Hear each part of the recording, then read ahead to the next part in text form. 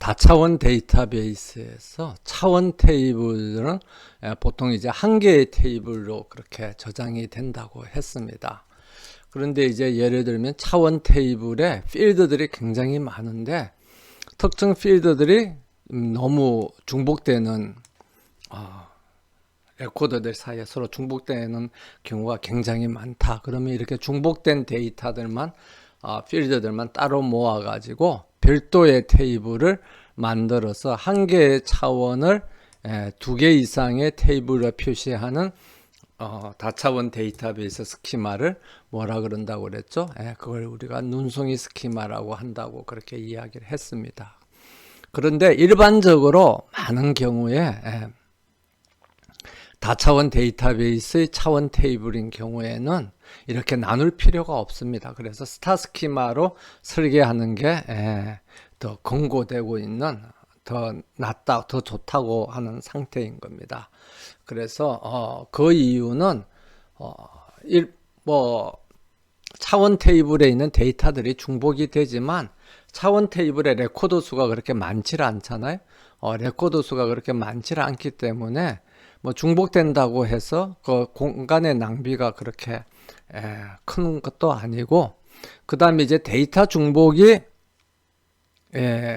데이터베이스 관리에서 크게 문제가 되는 것은 사실 최근에 와서는 저장 공간의 낭비는 큰 문제가 아니에요. 왜냐하면 굉장히 테이블이 큰 경우가 아니면 대부분의 경우 저장 공간의 가격이 굉장히 싸졌기 때문에 별로 큰 관심 사항이 아닙니다. 다만 이제 데이터가 중복이 되면 데이터를 갱신할 때 그 갱신이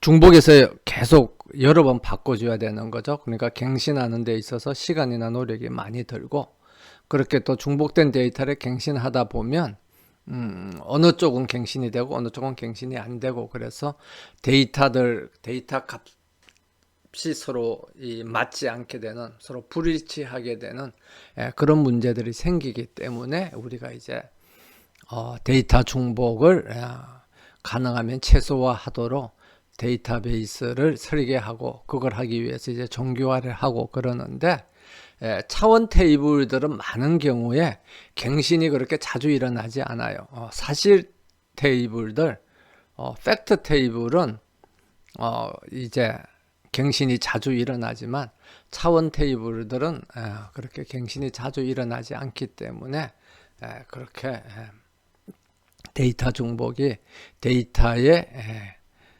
갱신에 크게 문제가 되지 않는 경우가 대부분입니다. 그렇기 때문에 이제 스타 스키마로 관리하는 것이, 설계하는 것이 눈송이 스키마보다 일반적으로 이제 권장되는 그 다차원 데이터베이스의 설계 방법인데, 경우에 따라서는 눈송이 스키마가 꼭 필요한 경우들이 있습니다. 그래서 그게 이제 어떤 경우인가 그러면 여기 강의 자료에도 나와 있습니다만은 부모 테이블의 필드가 많아도 너무 많은 경우, 그래서 너무 많은 경우에는 이걸 한 개의 테이블을 합쳐놔 놓으면 사실은 너무 심하죠. 너무 심하고, 그 다음에 그 부모 테이블하고 자식 테이블을 관리하는 사람이 기간이 다르고, 그 다음에 갱신 주기도 다 다르고, 그런 경우에는 데이터 관리적인 측면에서 이 테이블을 서로 분리해 가지고 관리하는 사람이, 서로 다른 사람이 각자 효율적으로 관리하도록 하는 것이 좋습니다. 예를 들어서 여기에 고객 테이블이 있다. 그럼 고객 테이블을 관리하는 사람, 그다음에 이 고객 테이블을 관리하는 관리 주기, 이런 것들은 내부에서 이제 기업인 경우에는, 기업이나 조직인 경우에는 이루어지겠죠. 그런데 이 고객이 소속되어 있는 그 행정구역에 대한 데이터, 시나 도, 이런 데이터들, 시도 데이터들, 그 다음에 명칭이, 시도의 명칭이나 그런 데이터들, 그 다음에 그 뭐 시 행정구역의 뭐 우편번호라든지 뭐 그런 데이터들, 그런 데이터들은 사실 기업이나 조직 내부에서 관리하는 게 아니죠. 우리나라 같은 경우에는 뭐 행자부나 그런 정부관청이 관리를 하는 거고, 정부관청에서 이렇게 변경 사실을 공표를 하면 그걸 이제 받아서 기업이나 조직에서는 내부적으로 바꿔주는 겁니다. 그러니까 그 원천 데이터를 생산하는 기관도 다르고, 그걸 받아서 회사 내부에서 데이터를 갱신하는 뭐 담당자나 사람도 다를 수가 있는 거죠. 그래서 이런 경우에는 눈송이 스키마로 만들어서 관리하는 것이 이제 좋고요. 그 다음에 마지막으로, 이런 경우는 뭐 자주 있는 건 아닙니다만은 이렇게 나누다 보면 부모 테이블이 2개 이상 되는 경우, 그러면 이제 이쪽 계층하고 저쪽 계층하고 서로 따로따로 되게 되는 거죠. 그런 경우에도 이제 분리하는 게 필요하다고 하겠습니다. 그러면 이제 이런 다차원 데이터베이스를 구현하는 방법은 우리가 맨 처음 시작할 때 이야기를 했죠. 배열을 사용하는 방법, 어레이로 하는 방법, 그 다음에 관계형 데이터베이스의 테이블을 사용하는 방법. 그래서 관계형 데이터베이스를 사용해서 다차원 데이터베이스를 구현한 시스템을 RORAP, Relational ORAP에서 RORAP이라고 그러고, 배열을 사용하는 것을 이제 MORAP에서 Multidimensional ORAP 이렇게 이야기를 합니다. 그래서 이제 처음 강의 초반부에도 우리가 이야기를 했습니다만은 효율적이고 굉장히 관리하기 단순한 것은 뭐죠? 배열을 사용을 하는 겁니다. 그렇지만 그 규모가 다차원 데이터베이스의 크기가 커지면 배열을 사용하는 것이 효율적이지 못하다고 그랬죠. 그래서 다차원 데이터베이스를 이제 어떤 저장 기법을 사용할 것이냐 하는 것은 다차원 데이터베이스에 있는 차원하고 그 다음에 측정값 이런 것들을 다 계산을 해서 셀의 수를 이제 우리가 계산을 하고, 그 다음에 그 셀 중에서 널 값이 있는 들어가는 비율, 그러니까 예를 들어서 그게 이제 널 값이 아닌 값이 100% 있다 그러면 꽉 차 있는 거죠. 그런데 이제 많은 경우에는 꽉 차 있질 않고 널 값이 굉장히 많이 있다 그랬죠. 그래서 셀이 많고 그 다음에 꽉 차 있는 경우에는 RDB를 이제 사용하는 게 훨씬 이제 효과적이고, 그 다음에 그 셀의 개수가 이제 작은 경우에는 이제 어레이를 배열을 사용하고, 진짜 셀의 개수가 굉장히 작다 하면 그냥 메인 메모리에다가 저장을 해서 찾아내는 게 훨씬 빠르겠죠. 훨씬 빠릅니다. 그런데 이제 대부분의 경우 셀 값이 굉장히 많은 경우가 대부분이죠. 셀 값이 굉장히 많고, 그 다음에 데이터들에서 널 값도 굉장히 많고 이렇게 되겠습니다. 그래서 그런 경우에는 이제 어떻게 하느냐? 그러면 전체적으로는 이제 RDB를 RORAP으로 이렇게 관계형 데이터베이스로 이렇게 만들어요. 그래서 리레이셔널 데이터베이스를, 그러니까 다차원 데이터베이스를 리레이셔널 데이터베이스로 이렇게 만듭니다. 그런데 그럼 이제 전체 데이터베이스를, 전체 큐브를, 이걸 이제 이렇게 전체 큐브라고 그러면 이것을 이제 배열로 저장하기에는 규모가 너무 크기 때문에 배열로 저장을 하지 않고 테이블로 저장을 하죠. 그런데 많은 경우에는 이 안에 많은 부분은 이렇게 널이 들어가 있고, 많은 부분은 널이 들어가 있고, 그 다음에 차 있는 부분들은 이제 굉장히 조금씩 이렇게 있겠죠. 일부분이 이렇게 많이 차 있겠습니다. 그래서 그러면 이것들을 이제 분리해내서 요 조그만 이 차 있는 부분은 배열로 표시를 하는 겁니다. 그러면 이제 이 조그만 요 부분에 와서는 이게 배열로 저장이 되어 있으니까 찾는데 굉장히 시간이 짧게 걸리고 굉장히 빨리 찾겠죠. 그러면 이 전체 중에서 요 각각의 다차원 배열을 이제 찾아가는 방법이 있어야 되겠죠. 그 방법은 관계형 데이터베이스에서 사용하는 비추리 인덱스를 가지고 이제 찾아갑니다. 그래서 비추리 인덱스는 RDB에서 사용하는 인덱스 기법이에요. 기법이고 그 다음에 DW 다차원 데이터베이스에서 사용하는 다차원 데이터베이스만을 위해서 사용된 인덱스 기법이 비트맵 인덱스인 겁니다. 그래서 경우에 따라서는 비트맵 인덱스도 쓰고 어떤 칼럼들에 대해서는 또 어떤 칼럼에 대해서는 비추리 인덱스를 써서 이제 해당되는 조그만 큐브를 찾아가고 그 큐브에서 이제 내부를 찾을 때는 이제 배열을 사용하는 것이 효과적인 것으로 그렇게 제시되고 있습니다.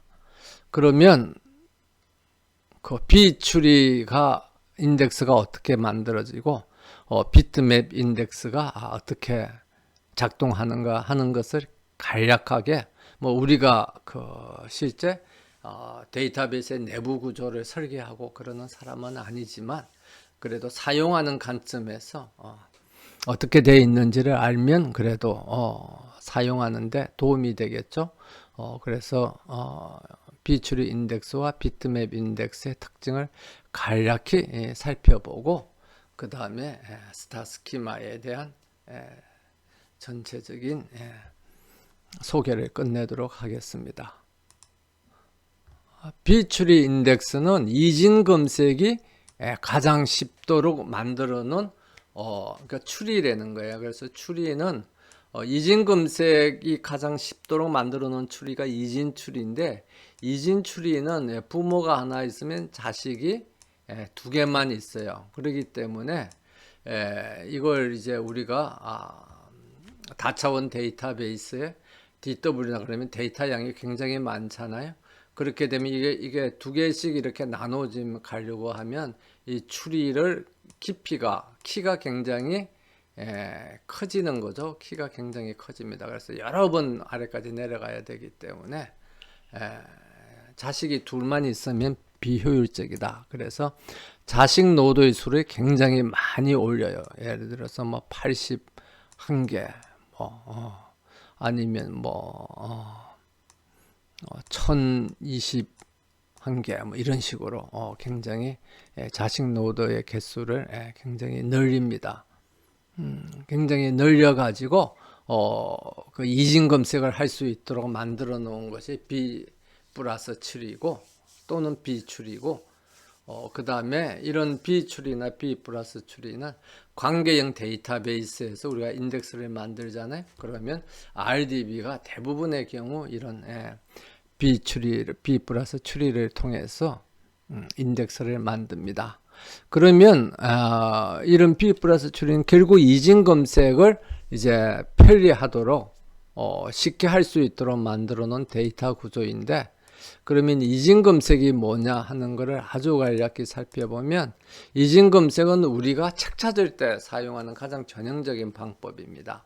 그래서 우리가 찾고자 하는 값을 순서를 이렇게 쫙 세워서 이렇게 하면 예를 들면 100부터 이렇게 쭉 915까지 있으면 우리가 어떤 값을 찾고 싶다.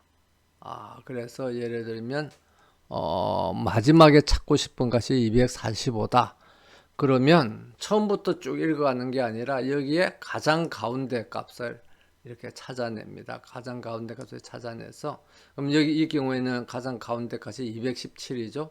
그럼 217이 245와 크냐 작으냐. 245가 217보다 크냐 작으냐. 이 경우는 크죠. 그러면 작은 부분은 이제 무시하는 겁니다. 그래서 책의 페이지 수 찾는 거하고 마찬가지죠. 이렇게 가운데를 펼쳐봐서 내가 찾고자 하는 페이지가 지금 나온 페이지보다 크다. 그러면 왼쪽에 있는 페이지는 무시하고 그 다음에 이제 큰 것을 이제 찾는 겁니다. 그럼 여기서도 또 이제 가운데를 펼쳐봐요. 펼쳐봤더니 890이다. 그러면 내가 찾고자 하는 게 890보다 크냐 작으냐 해서 작죠? 그러면 오른쪽에 있는 거를 또 이제 무시합니다. 그러면 그 다음에 이제 또 이 남은 것의 가운데를 펼쳐봤더만은 870이다. 그러면 내가 찾고자 하는 245가 870보다 크냐 작으냐 하면 작죠? 그러면 이제 오른쪽 걸 이제 또 무시합니다. 그러면 여기 남아있는 것에 이제 마지막에 가운데를 찾으니까 245가 나왔다. 그러면 이제 내가 찾은 거죠. 그래서 반씩 잘라가면서 2분의 1씩 잘라가면서 이렇게 찾는 것을 우리가 이진검색이라고 이렇게 이야기를 합니다. 그래서 이진검색을 가장 효율적으로 할 수 있는 데이터 구조가 이진 추리, 바이너리 추리인데 그 바이너리 추리를 가지고 데이터베이스의 레코더들을 다 찾아가려고 그러면 바이너리 추리는 자식이 둘밖에 없다고 그랬죠. 자식이 둘밖에 없으니까 예를 들어서 뭐 레코더가 몇백만, 몇천만 뭐 이런 레코더일 경우에는 몇천만 레코더일 경우에는 이걸 둘씩 나눠서 이걸 찾아가려고 그러면 시간이 굉장히 오래 걸리잖아요. 그래서 자식의 개수를 굉장히 많이 만들어 놓은 것이 B 플러스 추리다. 우리가 그렇게 간략하게 이해를 하면 되겠습니다. 그 다음에 이제 다차원 데이터베이스와 같은 대용량 데이터베이스 중에서 어떤 칼럼의 값이 연속된 값이 아니라 굉장히 몇 개의 서로 나누어진 값으로 그렇게 구성되어 있을 때 예를 들면 지역이 여기 있는 것처럼 동부, 그 다음에 중부, 서부 이 세 개의 값만 가지고 있을 때 이런 경우에 지역에 대한 인덱스를 만들 때 이제 가장 많이 사용되는 게 비트맵 인덱스인 겁니다. 그래서 이 지역에 대한 인덱스를 만들 때 그 해당되는 칼럼에 가질 수 있는 값이 3개잖아요. 그럼 이 3개에 대해서 지금 오른쪽에 있는 게 지역에 대한 비트맵 인덱스인 겁니다. 그래서 오른쪽에 있는 게 지역에 대한 비트맵 인덱스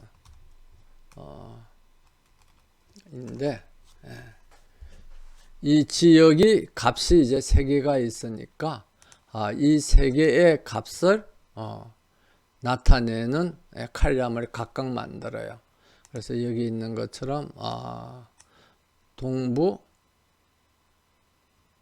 그 다음에 중부, 서부. 그러면 그 다음에 이제 이 해당 레코드의 값을 이 비트맵 인덱스에서는 모든 값을 0과 1로 표현을 합니다. 그래서 동부잖아요. 그러면 동부라는 칼럼은 1을 가지고 나머지는 다 0을 가져요. 그럼 두 번째 레코드는 어떻게 되는 거죠? 중부잖아요. 그럼 중부는 1을 가지고 나머지는 다 0을 가지는 겁니다. 그럼 이렇게 쫙 가지면 이 인덱스는 값이 어떻게 되죠? 0과 1로만 표시가 되죠. 0과 1로만 표시가 됩니다. 그래서 이 비트맵 인덱스를 어떻게 사용하느냐? 그러면 예를 들어서 지역이 동부인 그런 레코드를 다 찾으라. 그러면 여기서 1인 값만 가진 이 동부라는 칼럼이 1인 것을 다 찾아내면 되는 겁니다. 그래서 여기 1인 것들만 이 레코더의 주소만 다 가지고 와서 그걸 찾아내면 되는 거죠. 그 다음에 이제 더 좋은 것은 예를 들면 결혼을 했고 그 다음에 지역이 뭐 여기 동부 또는 서부에서 복잡하게 했는데 먼저 예를 들면 더 간단한 예로 지역이 동부인 것. 그러면 결혼한 사람 중에서 지역이 동부에 있는 사람만 찾으려고 그런다. 그러면 어떻게 하면 되죠? 이 인덱스하고 이 인덱스 중에서 결혼을 한 인덱스가 여기죠. 이걸 가지고 옵니다. 그러면 0, 1, 0, 1, 0, 1 이렇게 되죠. 그럼 여기서 이제 결혼을 하고 엔드니까 요 칼럼에 이 0과 1로 이루어져 있는 이런 레코드들하고 그 다음에 여기에 이제 동부니까 이 동부에 0과 1로 만들어져 있는 레코드하고 두 개를 서로 곱하는 거죠. 엔드니까. 그러면 첫 번째는 1 곱하기 0이니까 어떻게 돼요? 첫 번째 레코드는 0이 나오고 두 번째 레코드는 0 곱하기 1이니까 0이 나오고 세 번째 레코드는 뭐 이렇게 해서 이렇게 하면 전부 다 여기는 0이네요. 그러기 때문에 동부이면서 결혼을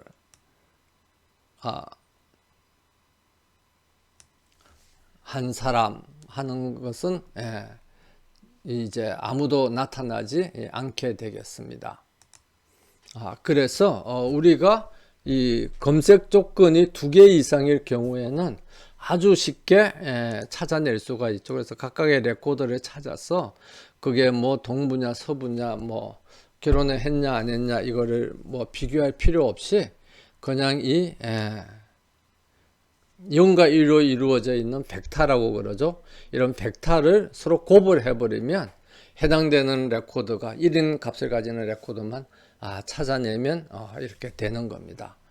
그래서 예를 들면 뭐 동부는 이제 아무도 없다. 그러면 예를 들어서 중부 인 경우에는 이제 찾아보면 이거하고 곱하면 서로 1인 경우가 두 번째 레코드만 1이고 세 번째, 네 번째 레코드만 1이고 나머지는 다 0이죠. 그러면 두 번째 하고 레코드가 결혼을 했고 중부다 하는 것을 아주 쉽게 그러니까 이 레코드를 뭐 인덱스를 통해서 이렇게 찾아가고 하는 것을 찾아갈 필요 없이 뭐만 하면 되는 거죠. 한 번에 0과 1로 이루어지고 있는 두 개의 벡터의 곱으로 그냥 찾아낼 수 있는 겁니다. 그래서 계산을 한 번만 하면 이렇게 우리가 다 찾아낼 수가 있는 거죠. 그러니까 찾아가는 게 굉장히 효율적으로 빨리 찾아갈 수가 있는 겁니다. 그래서 데이터 웨어하우스와 같이 대용량 데이터베이스를 관리하는 경우에 비트맵 인덱스를 굉장히 많이 사용합니다. 그래서 어느 경우에 많이 사용하느냐 그러면 대용량 테이블의 검색에 자주 사용되고 그 다음에 속성의 값이 조금 전에 봤던 지역이 뭐 서부, 중부, 동부 이런 식으로 해서 값이 한 3개 정도, 5개 정도 아주 값의 개수가 작은 칼럼에 굉장히 효과적입니다. 그런데 예를 들어서 만약 소득처럼 뭐 연봉이 얼마냐 8천만 원이다 1억 2천만 원이다 뭐 2억이다 뭐 3억 1,500만이다 이렇게 해서 그렇게 되면 그거를 칼럼을 만들 수가 없잖아요. 비트맵 인덱스를 만들기 위해서는 그 해당되는 칼럼들을 이렇게 분리를 하고 이렇게 칼럼을 분리를 하고 그 칼럼에 대해서 해당되는 레코더의 값이 1인지 0인지 이렇게 저장을 해야 되는데 이렇게 할 수가 없잖아요. 그러면 이제 소득 같은 경우에는 어떻게 해야 되느냐 그러면 그거를 어떤 구간으로 이제 나눠야 되는 거죠. 뭐 고소득이다. 고소득자, 뭐 중간소득자 아니면 저소득자 이렇게 하든지 아니면 소득 구간을 뭐 예를 들면 뭐 1부터 시작해서 2에서 뭐 쭉쭉쭉 해서 뭐 한 7등급으로 7개의 등급으로 이렇게 나눈다든지 그렇게 하면 되는 겁니다. 그렇게 해서 이제 우리가 비트맵 인덱스를 사용하기 위해서는 그렇게 해야 되고, 그 다음에 물론 당연히 다차원 데이터 분석에서도 차원의 값이 소득에 따라서 뭐 소비 우리 회사의 제품을 얼마나 사느냐 하는 것을 소득의 실수값을 그대로 가지고 분석을 할 수가 없죠.